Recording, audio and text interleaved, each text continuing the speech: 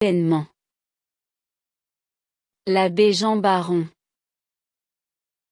Nommé à la cure d'Arnaud Guilhem en 1830, l'abbé Jean Baron, personnage humble, bon pasteur, comme le dit son épitaphe, va se voir projeté à son corps défendant au sein même de cette affaire.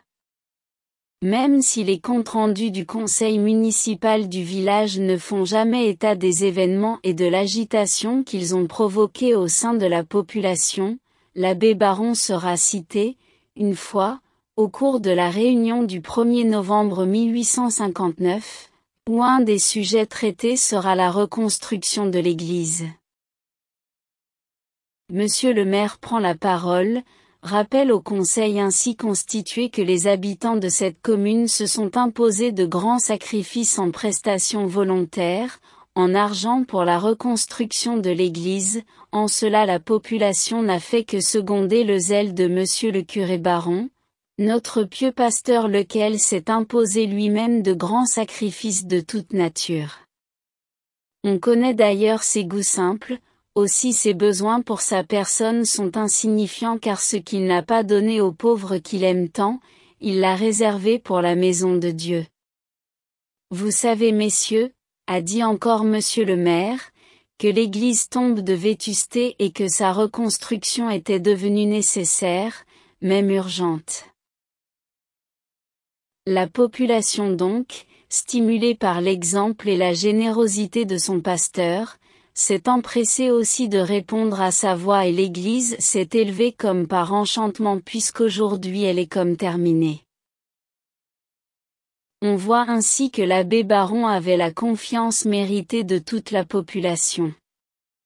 Une de ses préoccupations pastorales était celle d'accueillir les enfants au catéchisme et notamment Félicie Cavé, Françoise Bernadet, Marie-Anne Bernadet et Jeanne Sarlabou, âgées à l'époque des faits en 1859 de 8 à 9 ans. Le 29 décembre 1859, l'archidiacre de Saint-Gaudens, répondant assurément à une première missive de l'abbé Baron, lui écrivait en ces termes. Monsieur le curé,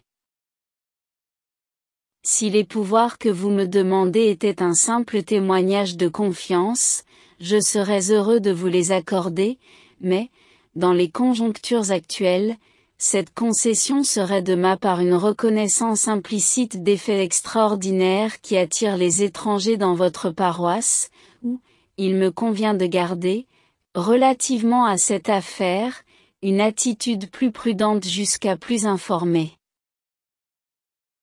Je vous prie, monsieur le curé, de ne point encourager les pèlerins d'Arnaud Guilhem, de ne point parler d'apparition ni en chair ni au confessionnal, de m'informer de tout ce qui pourra éclairer ma conscience à cet égard, et de n'agir que d'après les instructions que je vous transmettrai. Cette première lettre prouve déjà que de nombreuses personnes venaient troubler la quiétude du village pour se rendre au lieu dit, Pichelou, lieu présumé des apparitions. L'abbé Jean Baron, dans un souci d'obéissance sereine à sa hiérarchie, a relaté sur un cahier d'écolier tout ce qu'il connaissait des événements. Il débute par une description du lieu des apparitions, puis s'ensuite l'histoire des apparitions, suivie du récit des petites filles. Il écrit un rapport des événements d'Arnaud Guilhem, qu'il enverra le 8 février 1860. Ce même rapport sera repris, après un passage introductif, dans une lettre écrite par l'abbé Baron Jean-Bertrand Benoît, curé de Pointe-Inard, et ami du curé d'Arnaud Guilhem. Ce courrier, envoyé le 1er février 1860 d'une douzaine de pages, s'adresse toujours à l'archidiacre de Saint-Gaudens. Monsieur l'archidiacre, des événements d'une nature grave s'accomplissent à Arnaud Guilhem, doyenné de Saint-Martory, sans que personne, peut-être, ose prendre la liberté d'en informer l'autorité supérieure. ancien condisciple du vénérable pasteur de cette paroisse, et ami de lui par le lien de la plus douce amitié, je n'ai pu résister à l'invitation qu'il m'a adressée de lui venir en aide, par mes conseils et par la faible lumière que m'a communiquée une longue expérience dans le saint et redoutable ministère de la direction des âmes. Je me suis donc transporté dans la demeure de mon digne et vertueux ami. J'ai eu de sérieuses conférences avec lui sur les faits qui font dans ce moment l'objet de sa sollicitude. J'ai interrogé avec soin les sujets qui l'ont si vivement excité. Après avoir mûrement réfléchi, il m'a semblé que je ne saurais point être pas trop imprudent de vous exposer des choses qui préoccupent, à un très haut degré, l'attention publique. On comprend alors mieux l'attitude du curé baron qui, pour faire passer tout ce qu'il avait à dire, a sollicité un confrère d'une paroisse distante de 12 kilomètres qui semblait être pour lui une référence et un soutien amical. Il ne faut pas oublier que le curé d'Arnaud-Guilhem, né en 1795, devait décéder quelques mois plus tard après l'envoi de ce rapport et ce le 10 mai 1860. Nous verrons plus tard que le prêtre de Pointinard agira avec efficacité pour faire rentrer les 4 jeunes filles dans une institution religieuse. Le 12 mars 1860, le curé baron répondit à la lettre envoyée, peu avant, par l'archidiacre, en réponse au rapport envoyé précédemment. Assez fatigué, il s'excuse de ne pouvoir répondre à son invitation, puis il reprend la genèse des événements. J'ai l'honneur de vous informer, mon cher monsieur, que pendant l'année 1859, j'ai fait plusieurs rapports à l'autorité ecclésiastique pour la mettre au courant de ce qui s'est passé dans la paroisse. J'ai rapporté à peu près ce que j'avais à dire. Mes rapports avec les petites ayant été peu fréquents, je n'ai pu recueillir que peu de choses, et ces choses, je les rapporte mieux par écrit que de vive voix, parce que je manque de mémoire et que je n'ai pas le don de narrer. Ma conduite, dans la position délicate où je me trouve, est celle que feu Monseigneur Miolan me traça quelques jours avant sa mort, et plus tard celle que Monseigneur Florian Després, notre très digne archevêque, a bien voulu m'indiquer.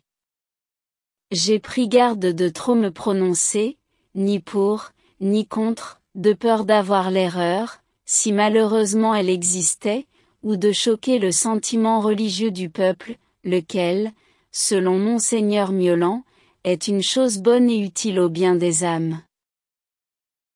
Mon opinion sur le compte des petites est qu'elles voient ce qu'elles disent, qu'il n'y a pas d'imposture de la part des hommes parce que s'il y en avait, vraisemblablement, j'en aurais, par une voie ou par une autre, su quelque chose. Messieurs les curés de Pointy, de Roquefort, de Cassagnabert et l'abbé Malliot sont les seuls prêtres qui sont venus dans la paroisse, sans précaution, et avec l'intention simple de commenter la visite. Ils ont examiné ce qui se passe, parce qu'ils ont plus de capacité et sont meilleurs observateurs que moi, je leur ai cédé le pas en les priant de vouloir se charger de porter à votre connaissance tout ce qu'ils pourront recueillir. Je leur ai remis mes notes en leur promettant de leur faire parvenir les faits que je pourrais recueillir. Ils ont bien voulu accepter ma proposition. Ils feront beaucoup mieux que moi, ayant une parfaite connaissance de ce qui s'est passé. Quant à moi, je me tiendrai, autant que je pourrai, en dehors de l'affaire, pour éviter les poursuites que la justice, qui surveille, pourrait me faire et pour que les iniques ne puissent dire que c'est moi qui fais marcher le tout. Voilà, mon cher monsieur l'archidiacre, ce que j'ai à vous dire pour le moment. Si vous désirez de plus amples renseignements, messieurs les rapporteurs se feront un devoir et un plaisir de vous les transmettre. Veuillez bien me permettre de vous saluer très respectueusement dans les sacrés cœurs de Jésus et de Marie. Ce courrier, à l'archidiacre, reçut une réponse de celui-ci dès le 19 mars, et, on peut penser, que la réponse faite le 3 avril 1860 a été l'ultime lettre écrite par le curé Baron qui décéda quelques semaines plus tard. Mon cher monsieur l'archidiacre, j'ai l'honneur de vous remercier des conseils pleins de sagesse et de prudence que vous me donnez dans votre honorable lettre du 19 mars dernier, je les suivrai effectivement avec la grâce de Dieu. Feu Monseigneur Miolan, quelques jours avant sa mort, m'avait tracé en peu de mots une ligne de conduite relativement aux choses mystérieuses qui se passent dans ma paroisse. Plus tard, sa lettre, ayant été présentée à un grand vicaire, furent tenues par lui. J'écrivis 2 fois à ce vicaire, à l'autorité, sans recevoir aucune réponse. Je me trouvais donc comme abandonné à moi-même jusqu'au 29 décembre 1859. Alors, sa grandeur, m'honora d'un écrit pour me recommander de ne pas parler en chaire, ni au confessionnal, de ces choses extraordinaires. J'ai suivi jusqu'à ce jour ce conseil si sage. Il me semble, monsieur l'archidiacre, que je suis l'objet de quelque grave dénonciation. Ma position, depuis environ 9 mois, était très délicate et très difficile, je puis avoir fait des imprudences et des fautes. Pour que vous puissiez juger, je vais exposer ce que je crois qu'on me reproche. Je ne crois pas avoir marché à la tête du mouvement religieux qui a lieu dans la paroisse. On m'a assuré souvent de timidité, de négligence, d'indifférence à cet égard, mais j'ai respecté jusqu'à un certain point ce mouvement religieux, lequel, c'est l'esprit souvent qui les inspire ou si elles sont le jouet de l'esprit, d'erreur ou de mensonge. Néanmoins, j'aime à croire que c'est le bon esprit qui passe et non l'esprit diabolique, quoique je n'en sois pas certain, et, je retiens, à cet égard, mon jugement en suspens jusqu'à ce que Monseigneur ait donné une décision. Hélas, que mon ministère est devenu pénible depuis quelque temps. Aux peines qui m'accablent jusque de tous côtés, se joint mon âge avancé avec les infirmités de la vieillesse. Si cela dure, je ne pourrai y résister longtemps.